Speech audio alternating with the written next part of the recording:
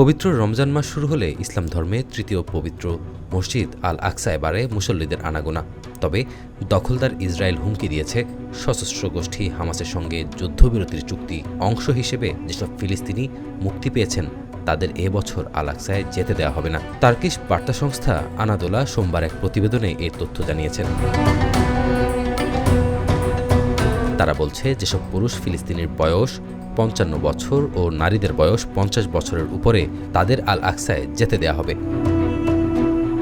তবে শর্ত দিয়েছে যারা দখলদারদের কারাগার থেকে সম্প্রতি মুক্তি পেয়েছেন তাদের পবিত্র এ মসজিদে প্রবেশের অনুমতি দেওয়া হবে না।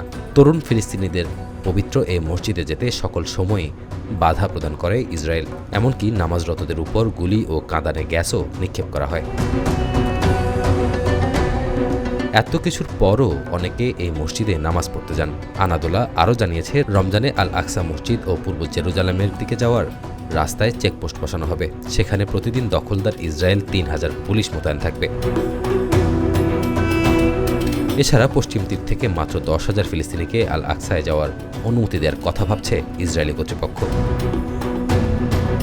মুসলিমরা পবিত্র এই মসজিদকে আল আকসা হিসেবে অভিহিত করলেও ইহুদিরা এটিকে টেম্পল মাউন্ট হিসেবে ডাকে। তাদের দাবি এখানে ইহুদিদের প্রাচীন প্রার্থনা স্থল ছিল। মহিবুল কাদের, জিটিভি নিউজ।